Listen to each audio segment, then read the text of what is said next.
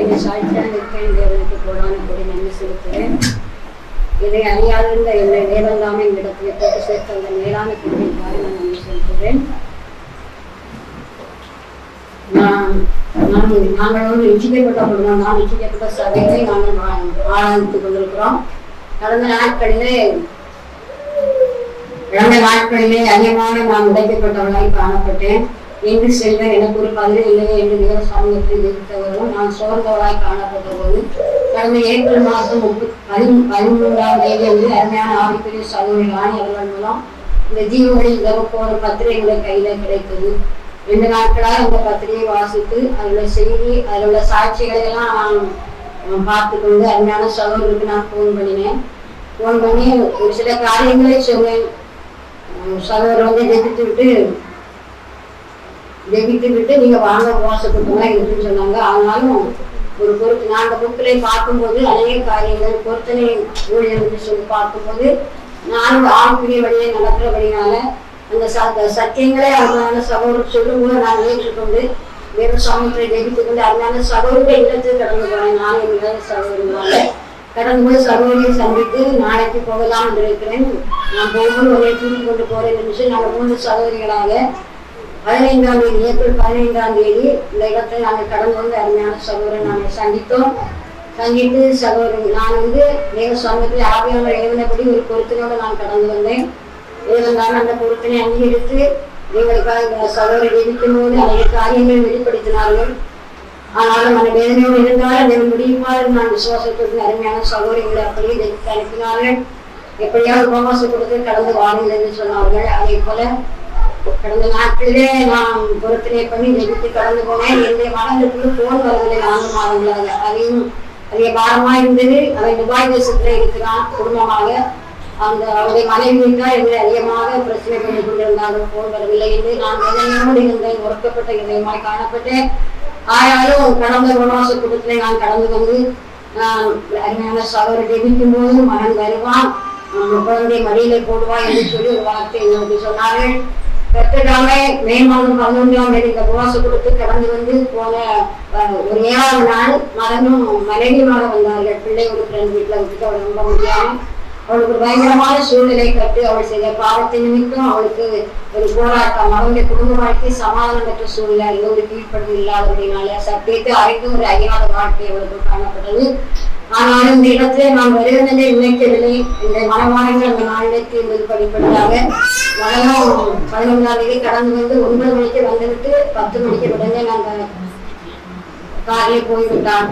எனக்கு 12 மணிக்கு இருட்டாங்க இருக்க வேண்டும் என்று சொல்லி அப்பொழுது மனைவியானவளை நான் இந்த இருக்கட்டே நினைத்தேன். ஆனால் அவருடைய தாயானவர்கள் அதிகமாக சண்டையிட்டு அவளை அழைத்து கொண்டு போனார்கள்.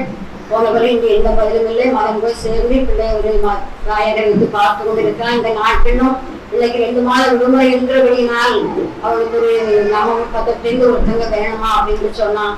நான் அப்போ ஜெயித்து ஆட்களை தெலுங்கு கிடைக்கிற அருமையான சகோதரத்திலே சொன்னேன். அவர்கள் ஜெயிப்போம் என்று சொன்னார்கள். இந்த நாள் வரைக்கும் எந்த பதிலும் இல்லை. ஆனால் போன் பண்ணுவார் போது அடிக்கடி போன் பண்ணிட்டு இருந்தோம். கடைசியே இன்னைக்கு நான் வர முடியாத சூழ்நிலை தான். எனக்கு பஸ்ல இருக்கும்போது ரொம்ப விளைவினா கண்டுடாமல் தோற்றம் பண்ணிக்கொண்டு நான் வந்தேன். என்னுடைய சரீரம் விளைவினமா இருக்கிறபடியால வாகனங்கள் அதிகமாக பிரயாணம் செய்ய மாட்டேன். வேகங்காக இந்த நாட்களில் என்னை கூட்டி சேர்த்து அதற்காக நன்றி. வாகனத்திலிருந்து இறங்கின உடனே மகன் போன் பண்ணினான். அம்மா எனக்கு இப்படியாகும். கடந்த மாதம் எனக்கு சம்பளம் 15ஆம் தேதி போட்டாரு. இந்த மாதம் எனக்கு சம்பளம் தரமாட்டாருன்னு நினைக்கிறேன். என்ன அப்படிங்கிறப்பா நான் இப்படி இருக்கிறீங்க, நான் இப்படி பிள்ளையாருக்கு போறேன் உபவாசப்படுறதுக்கு என்று சொன்னேன். வேறண்டாம எங்க செய்தியை கேட்டபடினா நான் எப்படி ஊழியக்காரரை சந்திப்பேன் வரும்போது அந்த வாசற்படியில நின்றார்கள். நான் சகோதரத்திலே சொன்னேன், தேவன் நன்மையானதே செய்வார். அதனால இந்த நாள் விழிக்கும் போது தேவனுடைய சித்தம் நிறைவேற வேண்டும் அதனுடைய வாழ்க்கையில். அப்போ கடந்த நாட்களில் உண்மைக்காரர் சகோதரோடு வந்து கேட்கும்போது அவரை அநேக தேசங்களுக்கு ஊழியக்காரனாக அனுப்புவேன் என்று ஆதியாமர் பேசினார். அந்த வார்த்தை உள்ளத்தில் இருந்தது. அதனால சொன்ன ஒரு குறிப்பிட்ட காலம் நான் உலக நிலையை பார்ப்பேன். அதன் பிறகு தேவனுடைய ஊழியத்தை நான் செய்ய வேண்டும் என்று சொல்லியிருந்தார். அவருடைய சுத்தமா இருக்கலாம் நாட்கள் கிடைக்கும் நான் சிரித்தேன். இந்த நாட்கள் போகிறவர்கள் சகோதரத்தை சொன்னேன்.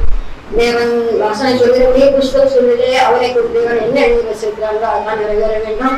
அவனுடைய கையின் பிரயாசங்கள் அவன் 4 லட்சம் ரூபாய் சம்பளம் வாங்கினாலும் அதை ஒன்று மிகுதி இல்லாதபடிக்கு எல்லாமே அப்படியே பொட்டலான கையில போட்டு அவன் எதையுமே சம்பாதிக்கவில்லை.